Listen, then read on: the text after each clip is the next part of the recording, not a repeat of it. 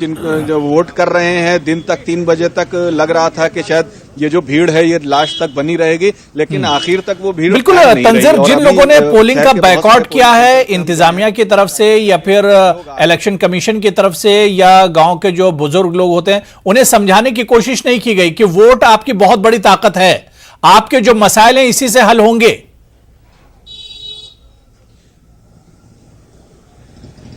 बिल्कुल, अब वहां पे जो प्रशासनिक अमला था, जो एडमिनिस्ट्रेशन था, वो भी गया, एडीएम भी गए वहां पर और पुलिस के अधिकारी भी गए। उन्होंने समझाने की कोशिश भी की है गांव वालों को, लेकिन उन्होंने कहा कि हम क्योंकि पीएम की रैली थी मेरठ में और उसके बाद वो कट बंद किया गया था और कहा गया था कि आर्जी तौर पर ये कट बंद किया गया है गांव का और बाद में खोल दिया जाएगा, लेकिन वो खोला नहीं गया अभी तक। और गांव वाले तकरीबन 2 किलोमीटर का फासला तय करके जा रहे हैं या फिर रॉन्ग साइड जाते हैं, जिसकी वजह से हाईवे है, देहरादून दिल्ली हाईवे है और उसकी वजह से जो है कट बंद होने की वजह से उनको घूम के जाना पड़ता है, जिसकी वजह से उनको दूरी होती है गांव में। और जहां पे कट दिया गया है वो ऐसा इलाका है, वो सुनसान इलाका है। तो अब उनका ये कहना है कि बच्चे जो हैं सड़क पार करके या हाईवे पार करके जो स्कूल्स हैं, अच्छे स्कूल वहां पे जाते हैं, बच्चियां जो हैं वो खौफजदा हैं इसलिए कि उनको उस सुनसान इलाके से आना पड़ता है, जंगल के इलाके से, और जो मेन रास्ता था गांव में आने का वो कट बंद कर दिया गया।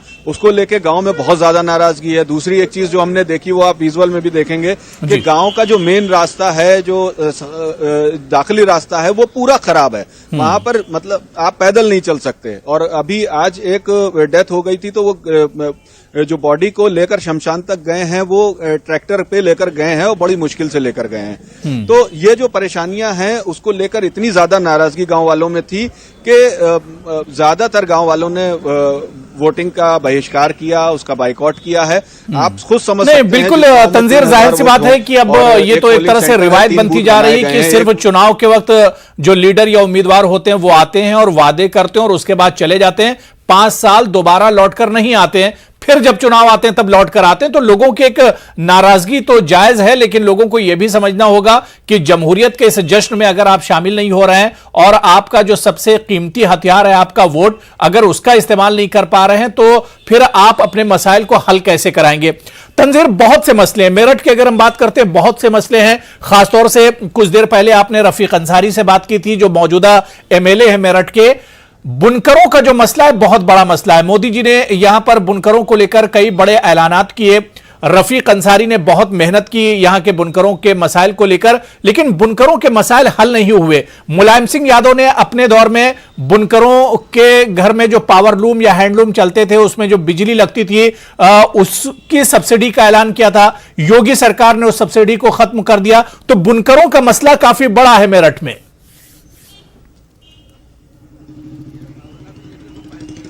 बिल्कुल, अब जैसे कि हम सुबह से दिखा भी रहे थे और जब मैं शहर असेंबली सीट के उस इलाके में था जिसको बुनकर नगर ही कहते हैं, सिर्फ एक इलाके में ही 5000 जो है मशीनें लगी हुई हैं बुनकरों के घरों में, और वो उनका सबसे मतलब रोजगार का वही जरिया है। लेकिन सरकार जब चेंज हुई है, बदली है, तो उसके बाद से वो जो फ्लैट रेट बिजली का था वो खत्म कर दिया गया। बुनकरों की एक बड़ी आबादी है, हजारों लोग, पूरा घर जो है वो इस पावर लूम से जुड़ा हुआ है। पहले हैंडलूम थे यहाँ पे, लेकिन जब से लाइट की सहूलियत इन्हें मिली थी तो ये तब्दील होता गया, पावर लूम लोग लगाते चले गए और इसके साथ ही कंप्यूटर मशीन लगी जिस पर कढ़ाई होती है। तो बुनकर तबका एक बहुत बड़ा तबका यहाँ पे ऐसा माइनॉरिटी की आबादी का है शहर असेंबली हलके में और साउथ असेंबली हलके में, जो कि इस रोजगार से जुड़ा हुआ है। और ये उनकी सबसे बड़ी मांग रहती है हमेशा से कि उनका बिजली का फ्लैट रेट किया जाए, उस पर उसको सब्सिडाइज किया जाए। और ये पिछले और तंजीर, आपको इस वक्त रोकना चाहेंगे, इस वक्त बड़ी खबर यूपी चुनाव में पहले मरहले की वोटिंग की फीसद की बात करें, शाम 5 बजे तक कुल 57.8% वोटिंग रिकॉर्ड की गई। आगरा अलीगढ़ में 57%, शाम 5 बजे तक वोटिंग हुई। बागपत और बुलंदशहर में 61% वोटिंग रिकॉर्ड की गई है शाम 5 बजे तक। गौतम बुद्ध नगर और गाजियाबाद में 53% वोटिंग रिकॉर्ड की गई है। तो यूपी चुनाव के पहले मरहले की शाम 5 बजे तक वोटिंग फीसद हमारे पास है। शाम 5 बजे तक कुल 57.8% वोटिंग रिकॉर्ड की गई है। आगरा अलीगढ़ में 57%, इसी तरह से बागपत और बुलंदशहर में 61% वोटिंग हुई है, यानी यहां पर वोटिंग फीसद अच्छा है। गौतम बुद्ध नगर और गाजियाबाद में 53%, 2017 के मुकाबले में थोड़ी सी कमी है। तो अभी तक की यानी शाम 5 बजे तक जो वोटिंग फीसद है वो 57.8% है। तंजीर, बुनकरों के मसाइल पर आप बात कर रहे थे, लेकिन वोटिंग फीसद की अगर हम बात करें 2017 में जो वोटिंग फीसद थी, क्या मेरठ वाले इस बार 2017 का रिकॉर्ड तोड़ेंगे वोटिंग फीसद में? देखिए, अभी 5 बजे तक मैंने बताया 55.7% वोटिंग हुई है जी। और पिछली बार की वोटिंग से अगर हम कंपेयर करें तो आसी पास रहा था, लेकिन लग रहा था हमें कि शायद 60% से ज्यादा चला जाएगा। जिस तरह से तादाद कम हुई है 3 बजे के बाद, खासतौर पर लोग कम निकले और पोलिंग सेंटर्स पे, हम खासतौर पर अगर हम शहर की बात करें तो शहर में 3 बजे के बाद लोगों की तादाद कम हुई है। अब ऐसा नहीं हो सकता कि 3 बजे तक सभी ने वोट कर दिया हो। बहुत सी बड़ी तादाद वोटर्स की ऐसी होती है जो इंतजार करते हैं कि थोड़ा भीड़ कम हो जाए, लेकिन आमतौर पे हमने यही देखा कि 6 बजे तक बहुत से पोलिंग सेंटर्स पे भीड़ रहती है। साउथ की बात करें या शहर के पिछड़े इलाकों की बात करें तो पिछड़े इलाकों में वोटिंग फीसद मुझे लगता है कि जब फाइनल जो है आएगा, इसका नतीजा आएगा तो वो शायद बढ़ा हुआ आएगा। और क्योंकि 6 बजे तक है अभी, और 6 बजे के बाद भी जो भी लाइन में होंगे, लगे होंगे, वो वोट अपना कास्ट करेंगे, तो ये फीसद बढ़ सकता है। लेकिन उन इलाकों में, क्योंकि जो पिछड़ा इलाका है वहां पर हम जब रिपोर्टिंग कर रहे थे, बहुत बड़ी तादाद में लोग वहां पर उन इलाकों में निकले हैं बाहर, और 10 बजे के बाद जब धूप खिली है शहर में तो बहुत बड़ी तादाद में लोग वोटर्स आए थे, लाइनों में लग के बड़ी लाइनें लगी थी और वोट कास्ट कर रहे थे। कई जगह पुलिस को सिक्योरिटी पॉइंट ऑफ व्यू से लोगों को हटाना भी पड़ा, लाठियां भी फटकारनी पड़ी। तो ये शहर का और बिल्कुल तंजीर, देखिए आखिरी 15 मिनट पोलिंग के और बचे हैं। मेरठ की अगर 7 सीटों की हम बात करें तंजीर, क्या 2017 के मुकाबले में इस बार कुछ तस्वीर बदलेगी? क्योंकि अब हम खुलकर बात कर सकते हैं, आखिरी 15 मिनट बचे हैं। जिस हिसाब से बीजेपी की कारकर्दगी 2017 में रही थी, क्या उस कारकर्दगी में कुछ इजाफा बीजेपी करेगी या इस बार नुकसान उठाना पड़ेगा? क्या इस बार पॉलिटिकल इक्वेशन आप देख पा रहे हैं?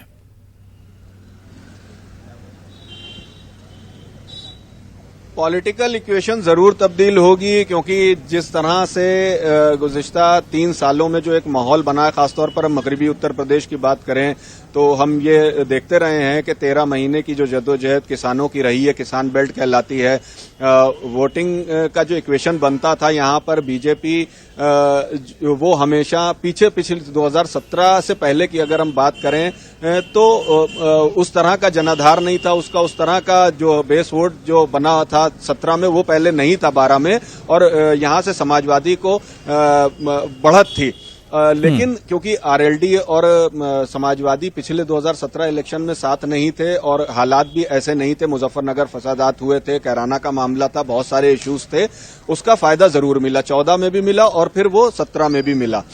लेकिन जिस तरह से माहौल यहाँ का बदला है, एक हिंदू मुस्लिम जो है आपसी तनाजे की बात की जाती है, वो माहौल 4-5 सालों में तब्दील हुआ। इसमें बहुत बड़ा एक रोल देखा जाए तो यहाँ के लोगों का भी रहा है, खासतौर पर जो किसान नेता रहे हैं, चाहे वो भारतीय किसान यूनियन से, संयुक्त किसान मोर्चे से जुड़े रहे हों या आरएलडी के अजीत चौधरी रहे हों, अब हमारे बीच नहीं है, लेकिन उन्होंने एक कोशिश की कि इस खाई को पाटा जाए जो जाट और मुस्लिम के बीच बन गई थी। उनकी पॉलिटिक्स भी इस बेस पे थी कि मुस्लिम और बिल्कुल तंजीर, तो इस तरह से हम कह सकते हैं कि यूपी का जो पहला मरहला है, मगरबी उत्तर प्रदेश की 11 अजला की 58 सीटों पर पहला मरहला तकरीबन मुकम्मल हो चुका है। अब हार जीत का फैसला अवाम के हक में है और अवाम ने आज किसके हक में क्या कुछ तय किया है ये तो 10 मार्च को पता चलेगा। लेकिन तंजीर, आपका बहुत बहुत शुक्रिया। पूरे चुनाव में आपने बहुत शानदार कवरेज की और आज दिन भर आपने बहुत मेहनत की, आपका बहुत बहुत शुक्रिया। तो जाहिर सी बात है कि अब आखिरी 10 मिनट और बचे हैं, लेकिन जो लोग पोलिंग बूथ के अंदर पहुंच जाएंगे, जो कैंपस के अंदर पहुंच जाएंगे, उन्हें वोट करने की इजाजत होगी, चाहे शाम के 7 या 8 भी बज जाए।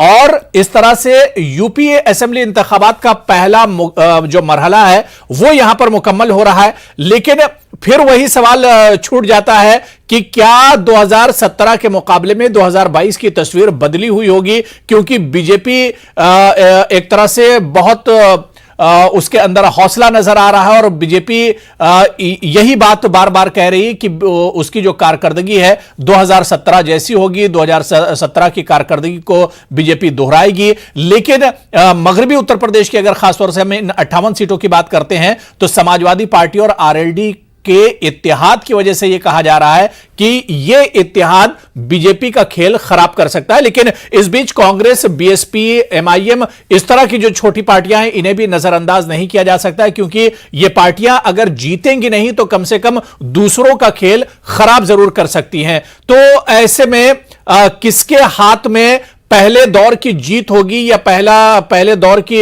का जो महाज है वो किसके हक में जाता है, ये तो 10 मार्च को पता चलेगा। लेकिन अवाम का आज दिन था और अवाम ने तय कर दिया है कि किसके हाथ जीत होगी और किसे शिकस्त मिलेगी। लेकिन अवाम के बहुत से मुद्दे हैं, अवाम के बहुत से मसाइल हैं, बुनियादी मसाइल को लेकर अवाम ने वोट करने के लिए निकले। और जिस तरह से दिन भर न्यूज़ 18 ने दिखाया और लोगों के जो तासुरात थे, वोटर के जो तासुरात थे कि वोटर छोटी छोटी बातों को उन्होंने अपने जहन में रखकर वोट किया है। बहुत से मसाइल थे। मगरबी यूपी की हम बात करें, सुबह से यहां पर ठंड बहुत ज्यादा थी, लेकिन लोगों में एक जोशो खरोश था और लोगों के अंदर एक गर्मी थी इन इंतखाबात को लेकर। तो अवाम ने किसके हक में क्या कुछ फैसला किया है, 10 मार्च को यह तस्वीर साफ हो जाएगी।